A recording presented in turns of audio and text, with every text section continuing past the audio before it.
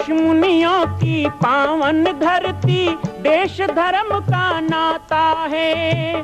कहते सारे लोग यही हैं, गो हमारी माता है। जाग उठो ओ भारतवासी, जाग उठो ओ भारतवासी, गो पर छुरियां चलती हैं। बंद करो गो माँ की हत्या, सारी जनता कहती है। बंद करो गो माँ की हत्या, सारी जनता कहती है।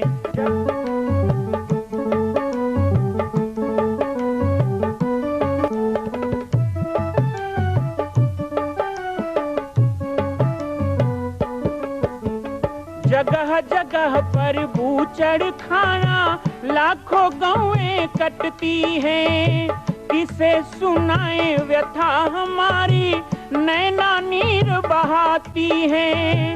रक्षा करना गौ माता की, रक्षा करना गौ माता की, गीता ज्ञान सिखाती है। बंद करो गो माँ की हत्या, सारी जनता कहती है। बंद करो गो माँ की हत्या, सारी जनता कहती है।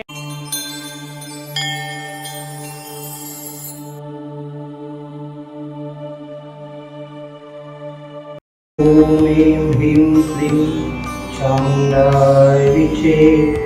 ओम ऐं ह्रीं क्लीं चामुण्डाय विचे। ओम ऐं ह्रीं क्लीं चामुण्डाय विचे। जय माता दी। आज नवरात्रि के दूसरे दिवस में माँ भगवती के पूजन, ध्यान, स्मरण और होम के साथ हम अपने प्रातः काल की शुरुआत कर रहे हैं। बाबा जी की पाती के माध्यम से नवरात्रि में 9 दिनों तक माँ भगवती की आराधना और इस विषय पर आप सबकी जिज्ञासाओं पर हम चर्चा करेंगे। माँ ब्रह्मचारिणी की पूजा में हमें विधि विधान पूर्वक पूजन के पश्चात अपने जीवन में सदाचरण लाने का संकल्प करना चाहिए। मन का निग्रह, स्वाद पर नियंत्रण, अपने दैनिक चर्या में किए जाने वाले व्यर्थ उपादन, व्यर्थ चर्चा, व्यर्थ चेष्टाओं का अभाव हो, ऐसा संकल्प लेना चाहिए।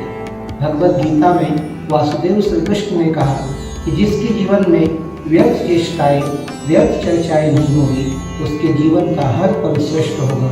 ऐसे ही हमारे जीवन को श्रेष्ठतम बनाए माँ ब्रह्मचारिणी को हम प्रणव।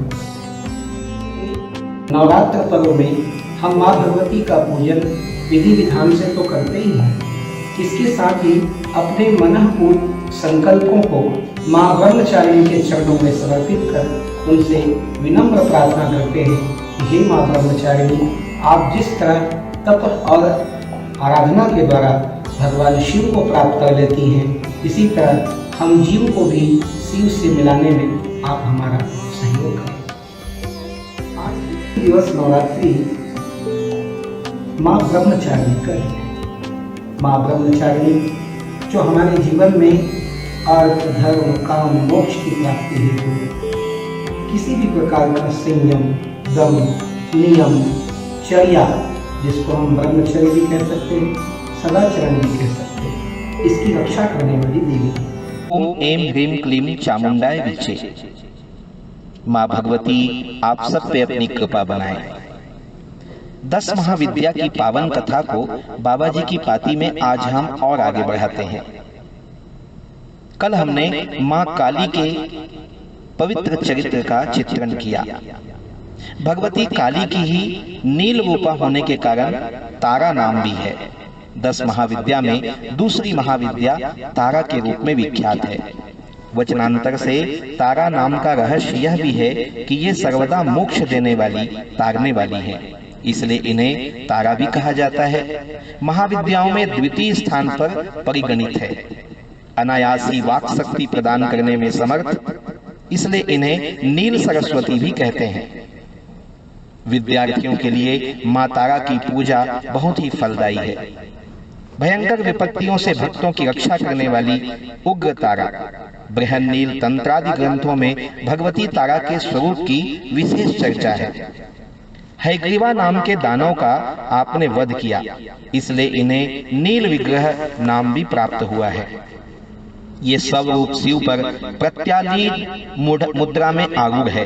भगवती तारा नील बरवानी, नील कमलों के समान 3 नेत्रों से सुशोभित, हाथों में कैंची, कपाल, कमल और खड्ग धारण करने वाली है। ये व्याघ्र चर्म से विभूषिता तथा कंठ में मुंड माला धारण करने वाली है। शत्रुनाश, वाक सिद्धि की प्राप्ति तथा भोग मोक्ष की प्राप्ति के लिए तारा अथवा उग्र तारा की साधना की जाती है। रात्रि देवी की स्वरूपा शक्ति तारा महाविद्याओं में अद्भुत प्रभाव वाली और सिद्धि की अधिष्ठात्री देवी कही गई है। भगवती तारा के भी 3 रूप हैं। तारा, एक जटा, नील सरस्वती। तीनों रूपों के रहस्य, कार्यकलाप तथा ध्यान परस्पर भिन्न है, किंतु भिन्न होते हुए भी सबकी एक ही प्रकार से हमको समान रूप से पूजा की प्राप्ति होती है। शक्ति भी एक ही है। भगवती तारा की उपासना मुख्य रूप से तंत्रोक्त पद्धति से होती है, जिसे आगमोक्त पद्धति भी कहते हैं।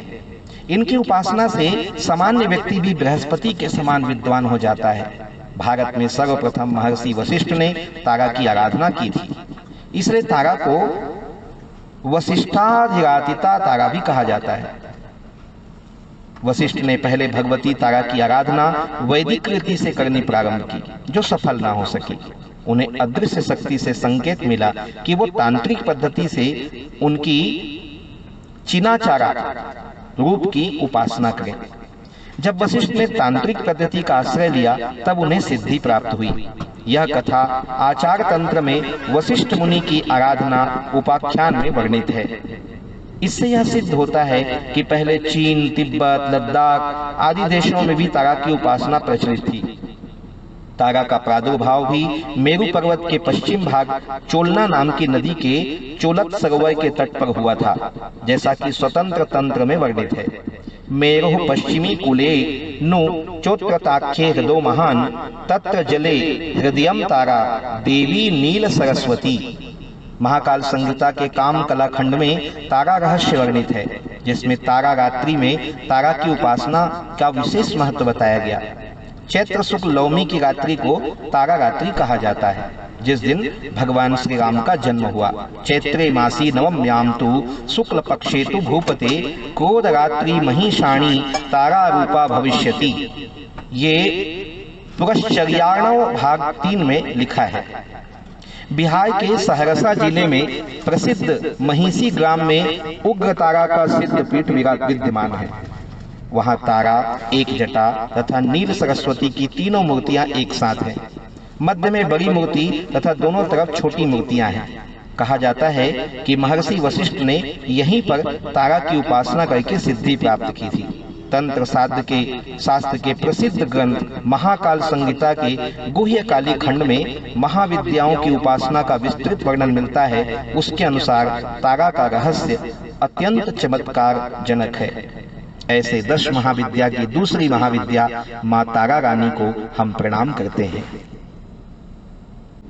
जन्म जन्म लो अगर हमारी, बरों शंभु नत रहो कुमारी। केवल भगवान शिव को ही प्राप्त करूं, इस उद्देश्य को लेकर चलने वाली माँ भगवती महामाया सती के जहां जहां अंग गिरे उन्हें हम शक्ति पीठ कहते हैं। आइए 51 शक्ति पीठ के इन्हीं पावन प्रसंगों को आज हम इस कार्यक्रम में नवरात्रि के अवसर पर आगे बढ़ाते हैं। नेपाल में गुजरेश्वरी मंदिर, जहां माता के दोनों घुटने अर्थात जानु गिरे, इसकी शक्ति है महाशिरा। इन्हें महामाया के नाम से जाना जाता है और शिव यहाँ कपाली कहे जाते हैं। तिब्बत स्थित कैलाश मानसरोवर के मानसा के पास पाषाण शिला पर माता का दायां हाथ गिरा था। इसकी शक्ति दाक्षिणायनी और भैरव अमर है। इन्हें दाक्षायणी के नाम से जाना जाता है। संयोग से नेपाल की गुजरेश्वरी मंदिर और तिब्बत के मानसा मंदिर का मुझे दर्शन करने का सौभाग्य मिला। ओडिशा के विराज में उत्कल में शक्तिपीठ स्थित है विरजा। यहाँ माता की नाभि गिरी। आप जब जगन्नाथ जी जाते हैं तो जरूर विमला नाम की इस माता का दर्शन करना चाहिए। इसी तरह गंडकी में नेपाल में पशुपतिनाथ मंदिर जब आप जाते हैं तो मुक्तिनाथ मंदिर, जहां माता का मस्तक या गंड स्थल अर्थात कनपटी गिरी थी। इसी की शक्ति को गंडकी माता कहा जाता है और यहाँ चक्रपाणी के नाम से शिव विराजमान है। पश्चिम बंगाल में बहुला नाम से मां भगवती विराजमान है। 51 शक्तिपीठों में बहुला, जो पश्चिम बंगाल के अजय नदी के तट पर बाहुल स्थान पर माता का बायां हाथ गिरा था, इनकी शक्ति है बहुला और भैरव को यहाँ भीरूक कहते हैं। अब मध्य प्रदेश चलते हैं, जहाँ बाबा महाकाल की नगरी उज्जैन, जहाँ उज्जैनी के नाम से माता का स्थान है। उज्जैनी नामक स्थान में दाई कलाई गिरी थी। इनकी शक्ति मंगल चंद्रिका और भैरव को कपिलांबर कहते हैं। कल बाबा जी की पाती में पुनः आपको शक्ति पीठों का दर्शन कराएंगे। जय माता दी। मां कौशल्या की पावन जन्मभूमि छत्तीसगढ़ प्रांत में बालोद जिला में स्थित है श्री सर्वसिद्ध शक्तिपीठ जामड़ी पाटेश्वर धाम। परम पूज्य सद्गुरुदेव राजयोगी बाबा जी की तपस्थली श्री पाटेश्वर धाम और विश्व के अद्वितीय मां कौशल्या जन्मभूमि मंदिर निर्माण का दर्शन करने और इसी प्रकार समसामयिक विषयों पर अपना ज्ञान वर्धन करने के लिए और 10,000 गायों के लिए बनने वाले श्री हनुमान नंदीशाला गो अभ्यारण्य का समाचार प्राप्त करने के लिए आप सभी देखते रहें YouTube चैनल पर राम बालक दास, और हमारे चैनल को आप सभी सब्सक्राइब करें, घंटी का बटन दबाएं ताकि आप सूचनाओं से जुड़े रह सकें। जय श्री राम, जय गौ माता, जय गोपाल।